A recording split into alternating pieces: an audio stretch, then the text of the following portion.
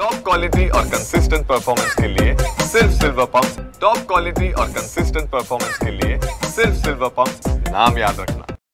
Judgement आने वाला था ऐसा नहीं था। जज साहब ने जैसे तारीख देते हैं फॉर्मली, वैसे आज भी डेट थी। ये तो किसने कहा क्या कहा मुझे पता नहीं, लेकिन आज डिसीजन होना था, ऐसा कुछ निश्चित नहीं था। अगली डेट पे डिसीजन होगा, ये तय है। क्या कोर्ट ने कहा कि ज्यादा पढ़ने थे, इसलिए पढ़ने में देर लगी? हाँ, और कौन सी तारीख? जज साहब ने कहा कि उसके लाख से ज़्यादा पेज हैं और इसलिए बड़ा केस है, इसमें समय लगता है। किसी के साथ अन्याय नहीं होना चाहिए और सबको न्याय मिले, इस तरह से वो केस को जो उसका नियम है वह जज साहब ने आज पूरा किया है। और अगली डेट जो दी है वो 31 जुलाई दी है। और सभी लोग को पेश रहने के लिए सबको उपस्थित होना है, क्योंकि डिसीजन है, निर्णय अपना है और होना ही चाहिए। सबको उपस्थित और होंगे। भरोसा है रिजल्ट? सत्यमेव जयते, इस पर पूर्ण भरोसा है। 17 साल की ये लड़ाई है, 17 साल से लड़ाई लड़ी जा रही है। 17 साल के 17 वर्ष हो गए। अपेक्षित है, तो क्या लगता है 21 जुलाई को जो मेरा जो पूर्ण विश्वास है और जो जिस व्यक्ति के ऊपर आरोप लगता है, या तो वो जानता है या ईश्वर जानता है, इसलिए मेरा विश्वास है सत्यमेव जयते। सत्य की सदैव जीत होती है, धर्म की सदैव जीत होती है और होगी। आपको लेकर कैपिटल पनिशमेंट की मांग की है सरकारी पक्ष की तरफ से, मतलब वो आज भी मानते हैं कि कहीं ना कहीं जो ये हुई है उसमें आपका सक्रिय रोल है। देखिए ऐसा है, ATS चाहती तो मुझे मेरी मुंडी उसी दिन मरोड़ देती। उनकी तो इतनी दुश्मनी है और पता नहीं क्यों दुश्मनी है। और जो विधर्मी लोग हैं उनके लिए तो मैं हूँ उनकी दुश्मन।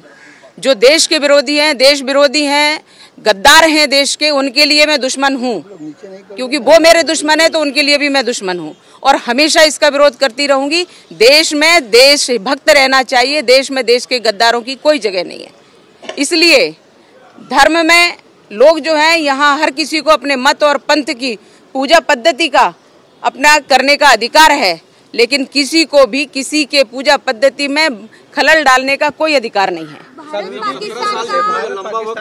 पहलगाम पर में अटैक हुआ, जो है निर्विरोध हिंदुस्तानियों को मारा गया और अब पाकिस्तान पर अटैक किया गया है भारत द्वारा, खासतौर पे आतंकी ठिकानों पर।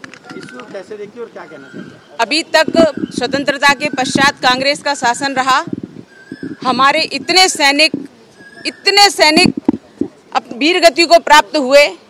पहले तो वीरों का शव भी नहीं दिया जाता था, उनके घर नहीं पहुंचते थे, पर अटल जी की सरकार ने वीरों को उनका सम्मान हो, जनता उनके वो अपने घर से जाते हैं और जनता इस बात को समझे कि हमारे बीच के लाल खोए हैं तो देश के लिए समर्पित हुए हैं और सम्मान उनको मिले, इसलिए अटल जी ने इस बात की पहल की और शव आजकल वीरों के घर पे जाने लगे। लेकिन कांग्रेस ने इसमें कभी भी पहल नहीं की। कांग्रेस ने सदैव हमारे सैनिकों का सम्मान, हमारे सैनिकों का सम्मान कम किया और सैनिकों का अपमान किया और कभी भी उनके शव उनके घर पर नहीं पहुंचाते थे। तो अटल जी की सरकार, भाजपा की सरकार ने इस प्रकार से एक उनको सम्मान दिलाया। लेकिन कांग्रेस के समय में जहां देखो वहां हमले होते थे, सीरियल ब्लास्ट होते थे, जहां देखो वहां पर सिर काट के ले गए हमारे सैनिकों के, तब भी उन्होंने कुछ नहीं किया। 26/11 हो गया, तब भी कांग्रेस ने कुछ नहीं किया। ये नया भारत है, ये मोदी जी का भारत है, ये हमारे गृह मंत्री अमित शाह जी का भारत है। भारत माता की जय। ये हमारी टीम, राजनाथ सिंह जी रक्षा मंत्री, ये उनका भारत है, ये हम सबका भारत है और ये नया भारत है। हमारे मोदी जी ने जिस प्रकार से जज्बा दिखाया है और हम पहले छेड़ते नहीं है और जिसने हमें छेड़ा हम उसको छोड़ते नहीं है, ये बिल्कुल पक्का है।